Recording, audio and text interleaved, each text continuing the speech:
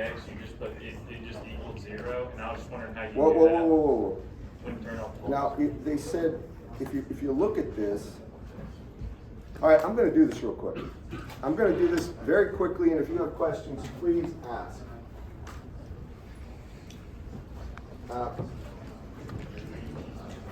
Help me out here with the values, okay? I'm just gonna start right. So this is the problem, you have a voltage source.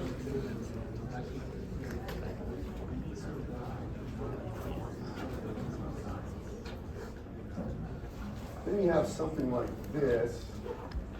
You tell me if I got it right. And then another voltage, is there There's a resistor. a Yes, sir. resistor? And then a current source, right? Yes, sir. Which way is the current going? This way or that way? Right. This way? Yes, sir. What is the value? 2 milliamps. All right, what are the values of the resistors? All 1K. That's a great value. This voltage is a plus to minus? Yes, sir. What value? 12 volts. This voltage? Minus the plus, and it's 6. All right, and what are they asking for? VX across the first, your far left resistor. Right here? No, one of them. I'm sorry. Here, plus, Yes, sir. minus Vx? Yes, sir. All right, class, he's asking specifically about if you turn off the voltage sources and leave the current source there, what happens? Everybody following? Now, superposition takes a little time.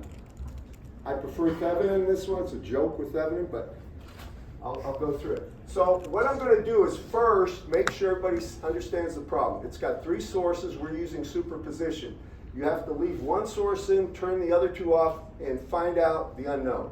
After you find all this, basically the values of the unknown for all 3 sources after they're turned on and the others are turned off, you add them by superposition. All right, it gives a polarity. So if this is a short, we're shorting these now. He's asking about this part of the problem. Shorting these now. Everybody follow me? This is important, you see it. Now, if this works, I brought a bunch of markers. They're brand new. We'll see how they work. They were brand new.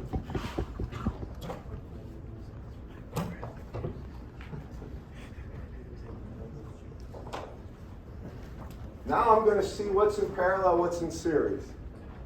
And somebody sent me something, they want to know if they can use colored pencils or pens on the quiz. Absolutely. Anything that helps you like that, bring it, all right? What I'm trying to tell you is feel comfortable using whatever you need to at this point. So what I'm going to do is start this in, and I wish these worked a little better, but they don't. Now, does everybody see that? Can you make it out the far back? Far back, guys. I'm trying to show you that is all the same potential. It's just like a single piece of wire. Where else is there a single piece of wire? Pardon? I'm sorry, what? Well, now there's only one other place, right? Do you agree with that, everyone? Show of hands if you do. So everything between really, actually the red doesn't matter because if you look, just look at this. I want your attention. This is all effectively, think of it this way, as ground, right? You all follow me? Can everybody see it back there? If it's ground here, and these two, the voltage here has to be 0 because look, the voltage from there to there is 0, there to there is 0. There's no way, just do the sum of the voltages across that, around any of those things is 0. How many see that? Now you asked about, do you see this right here?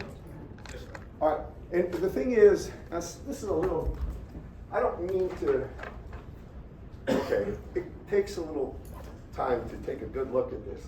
But if you have 0 potential between the source points, it says all the current is flowing into ground and then coming back up. There's nothing that's going to have a voltage. Do y'all follow me on this, class? How many can see that? All right, Now, can you not see it, sir? I just want to make sure, right there. Yeah, you got it? I want to make sure everybody sees this. One of the best things you can do is spend time in, I call it realizing the simple subtleties, what they are. You see this, it's a joke, it's over. There's no voltage. I mean, there's no voltage here at all, no voltage here. It's zero from that source, right? Now when you turn off the sources, and I'm just going to say this, if you turn off the current source, you're ripping apart, right? You can erase that whole top portion. You with me? Then when you turn off the current source, and I mean, you're going to leave one of these other sources on, right? It's really one voltage source and a couple of resistors. But that takes a little longer with superposition. I just, 3 steps is a lot. Let me show you a trick on this. Well, I want you, I don't want to say a trick. And I don't want to spend a lot of time on this.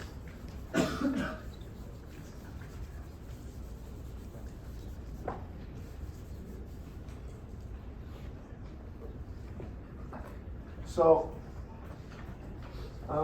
now if you have current sources, superposition is your best friend, because usually it's one simple, I mean, there's, identify what the component is you want the voltage or current across.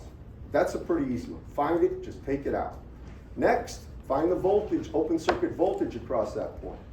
That usually is trivial with one current source and a voltage source, usually. Here, they have this.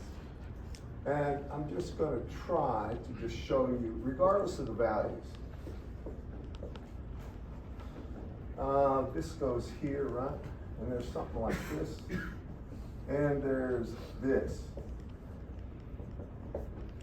I'll call this VS, or just V1 and V2. Now, I want you to take a look at this.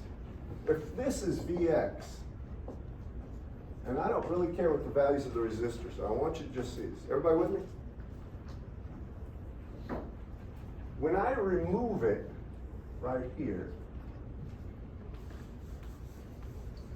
and I put plus to minus Vx here, first, y'all follow me.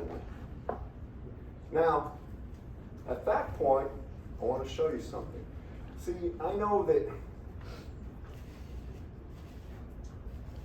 I'm trying to say this now. Let me make it work clear. When I look at this right here, one thing I know is this voltage, V2, is across both of these resistors. Do you all see that? How many do? If you know that voltage is across both of those resistors, what would the value of voltage be across, call this R1 and R2. Now I'm trying to make a point. You all see that this voltage is developed across these 2 resistors, and there's no way current can flow there. How many see that? All right? What's the voltage here going to be from this voltage source regardless of that current? Say again? It would be V2, I mean this voltage, I'll call it VR2. VR2 would be equal to V2, whatever it is, right? That would be times this resistor over the sum of these 2. Do y'all agree with that? It doesn't matter about the current source. If you know the voltage across 2 resistors, who cares? It doesn't matter. Y'all see that? Now, if you have that, and I want this voltage from plus to minus, you start at the minus point. Do you all see that? Right? You're going to start at the minus sign. You don't have to do it that way, but it's the easiest. And go around. It would be what? From here, let's do it. What is Vx open circuit going to be? That without something. What would it be? Let's just call V open circuit. Start here. It's a what?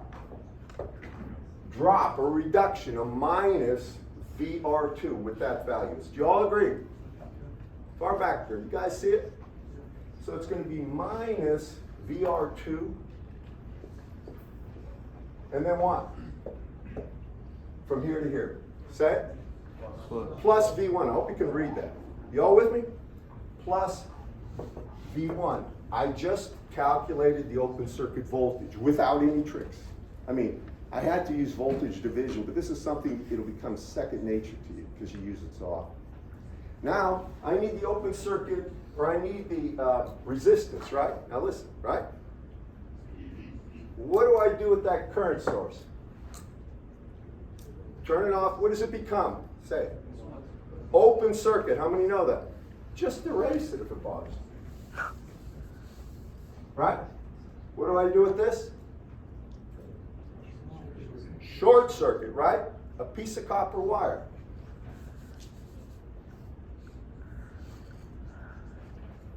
All right?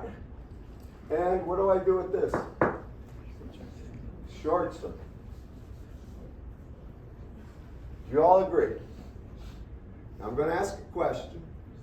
How many see on this particular circuit between these 2 points, these are in parallel? Far back? All right. Now this is important that you can see things like this as you're going through and analyzing a circuit. And remember, it doesn't matter the orientation. This one could be straight up. As long as it's electrically connected to that wire, that's, you could call it the ground, it's still in parallel. Do you all follow? It doesn't matter about orientation at all.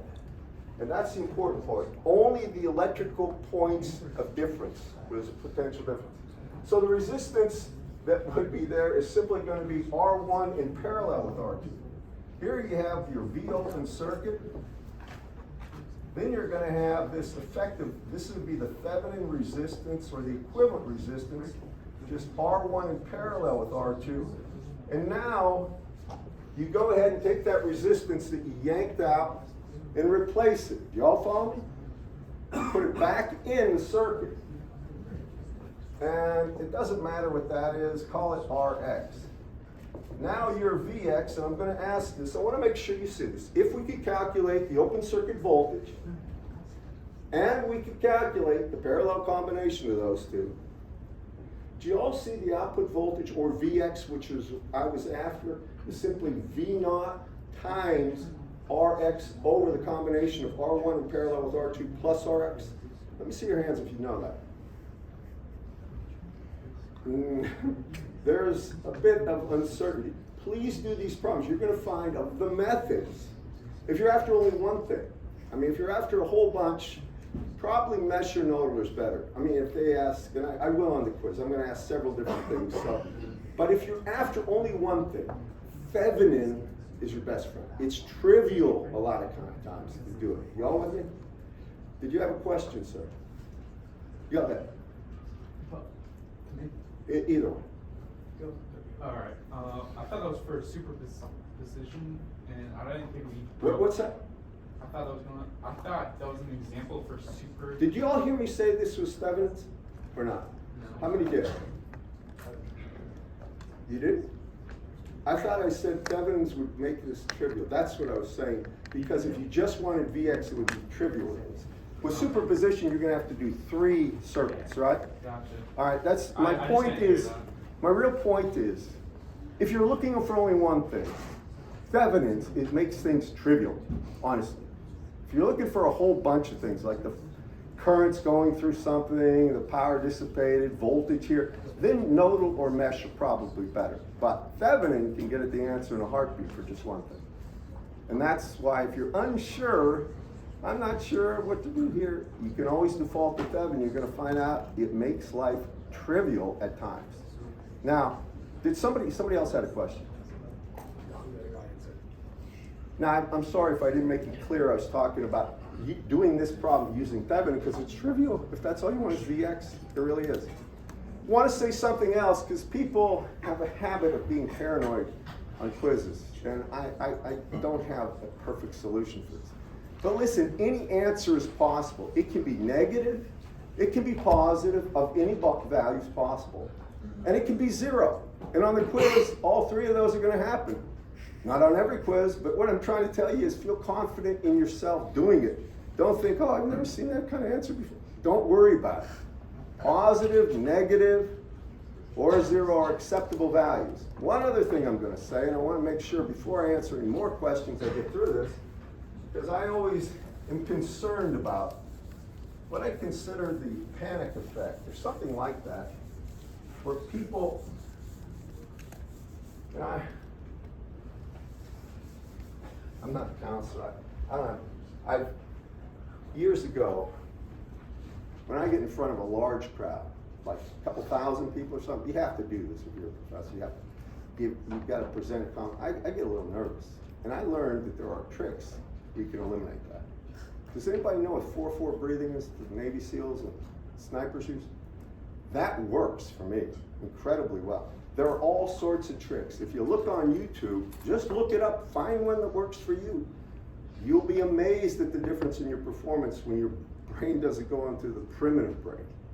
And I mean, I'm telling you this because I'm just talking to people. It sounds like a lot of afraid people. And you don't want to come to a test or a quiz afraid. It should be one of these things, I'm going to perform. Let me have it. Almost like waiting for a ball game or something. You do not want to come in fearful. I'm trying to help you now. I don't know if it's helping, but that's the last thing you want to do. Now, what I'm about to show you is a piece of advice so you don't do something stupid. I'm trying to be as honest as I can. I'm just going to say this is V1. There's a resistor, R1. Make it another resistor, call it R2. Make it another resistor, R3. And make it another resistor, R4. And then here, I'm going to put a voltage source. And I'm going to call that V2. All right, so it's a simple topology, right? Now, if we did mesh analysis, I'm going to do something even better. I'm going to say that this right here, I'm going to call I1, right? But we're doing mesh analysis. I'm going to ask you to do with mesh analysis, which is probably the easiest way to do the quiz. So if I did mesh analysis, I'm used to doing this as I1, am I not? Y'all follow me? But that ain't the I1 that I'm defining. Therefore, if you see something defined, like here, so you don't make a stupid mistake, maybe call this IA. Y'all follow me? Something different. I'm trying to help you. Y'all with me? Now, if you look here, I want you to just think about this. V2 is a known value, say 10 volts. That thing, R4 is a known value, say 10 k ohms. Can you just look there and tell me the current? Give me a second. How many can? Why can you do it? You're right. Say it. Anyone? I'm saying. Ohm's law. We know the voltage across it, right? Do you agree with that? We know the value of the resistance. Do we know the current? Yes. Will it matter what else is happening in the circuit? No. Follow me? So take a moment and look. The obvious things do right. With me? Another thing. Suppose, let me do this, and I'm trying to help you guys. Suppose I have this and this, call it R5, R6, and suppose I wanted this current. This is what I want. I want I2. All right, now, hear me? Mesh analysis. Last thing I'm going to do is write I1, I2. Y'all follow me? I'm going to call this IA in that mesh and call this IB in this mesh, right? Y'all hear me? Now, another thing I'm probably going to do if I want this, if I'm only looking for I2, I'm going to solve for I1 and I2, or IA and IB, right? But I'm probably going to combine these. Y'all with me? And if I combine them to a parallel combination, just listen to me. Everybody, yeah, suppose I want this current, call it I6 at the end of the day. Now I want to make sure you see this. When you're doing the initial analysis, you know if I have I6 here, and I replace it with a parallel combination, which would be R5, R6 in parallel, that the voltage across that would be whatever that is, I mean, I6 there would basically be what? We could do this. I'm going to show you something. Try to make sure you see this. So there's a parallel combination here of R6 in parallel with R5, right? You agree with that, class? Now, if I have IA and IB here, I want to let you see this, please. This resistor right here will have no effect on anything in this circuit. As a matter of fact, I could put 100 resistors across that voltage source and it will do nothing to change the difference in voltage. Now remember, with mesh analysis, some of the voltages around a closed loop is 0. With me? So you're going to ignore this. With me? You already calculated I1, it's just this voltage divided by R4. How many see that? So to make your life simpler, just think of this thing is gone. We got I1. Now, this I3 here, I'll get rid of all these. I'm going to call this I3. Are you with me? How many see that? Now I know this. I'm pretty sure I can write 2 equations and solve that. You with me? If you don't make stupid mistakes. Don't make stupid mistakes. Relax, take your time, write the equations out, get a nice matrix form or whatever you like, and then put it into your solver or use Kramer's rule, however you want to knock it out. But get it done and do not just fly through it in a careless way. I mean, engineers have 2 things you have to be good at. One is understanding the fundamental physics and everything. The second thing is not making stupid mistakes. You have to be good accountants. Stupid mistakes are the worst thing in the real world, because when you start costing a company millions of dollars, they're going to show you the door faster than you can imagine. And that I know kind of from people I know that have done that. All right, anyway, I don't want to get into it, but so with this one, do you agree we could probably get I1 and I2 fairly easy? How many do? It's like, I don't believe it. Yeah, you can, right? Now, what is the voltage across here going to be if we get I1 and I2?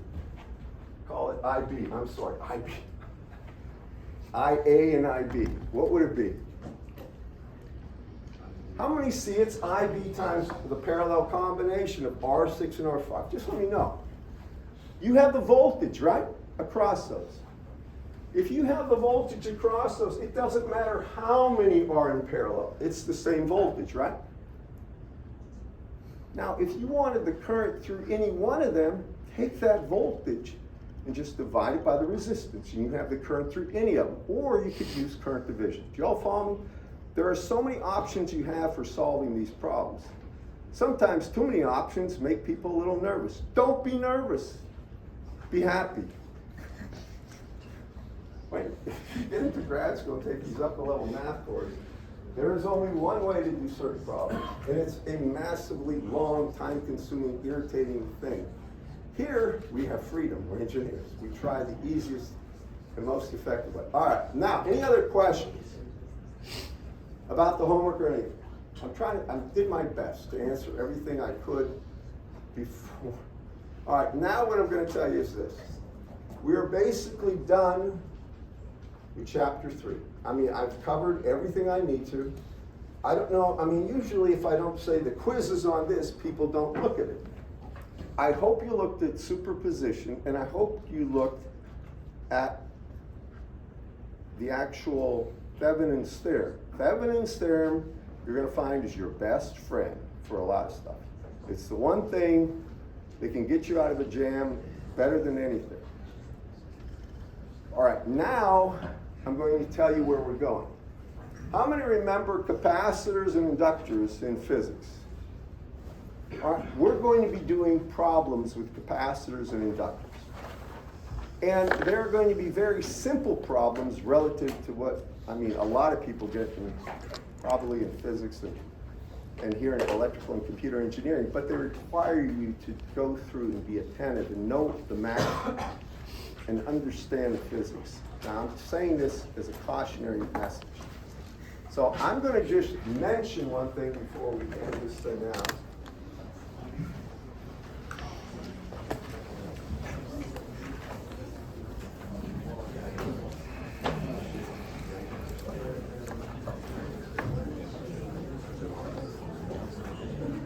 So I'm going to ask a question. Don't worry, you'll have plenty of time. So that is a symbol for a capacitor. How many remember seeing it? There is a relation, basically a capacitor is two electrical conducting surfaces separated by a small distance. Now the reason that's important is this can store energy. And if there's plus charge on the top plate and minus charge on the bottom plate, there'll be a voltage developed across here. You'll actually get a voltage here, I'll call it V sub C, and that's equal to simply C times the magnitude of the charge on either plate. How many remember that? All right. That would be, this is a simple relationship. The capacitor itself, an ideal capacitor, has values, they're in farads. I'll spend more time on this on Monday. But the only thing it does is relate the amount of electrical energy in this thing, and I'll get to that later, but it relates capacitive and the actual voltage developed and the charge on one of the two plates, on either plate mag. That's all it is. That's all it is. Now, if you have a capacitor and there's a time-changing voltage. So if you have a capacitor and there's some V capacitance as a function of time across it, and I'm going to call this the plus and minus, so you do have to have a sense of polarity. If this is the plus side, this is the minus side. I'm showing it literally with a plus-minus marker. Then a current will be developed here. That current is I of t. It is a function of time in general. And it's equal to, would you like to help? C times dV dt. And it means it's the time variation of the voltage across. Well, let me put it to you this way. C dV dt, right? dV dt is the time derivative of the voltage, right? What if this thing right here, I'm just trying to give you an idea of the basic physics. What if this thing is a battery? Don't say anything. If this is a battery of 10 volts, how much current flows here? Just think now. Is there any time variation in a 10 volt DC source or your car battery? What's the derivative of that with respect to T? How much current flows? 0. Y'all see that? Everybody? It's important to see the obvious. I'll spend more time on this, but I'm going to tell you, if you're smart, you'll take a look at chapter 4 and look at the capacitors and inductors. We're going to go there. They are differential equations, but the solutions have only one form. And you're not going to have to solve with Laplace transfer. That's, I mean, MEs probably would be thankful for that, but there's others that wouldn't. You wouldn't be. All right. Do me a favor, guys. Take your phones out.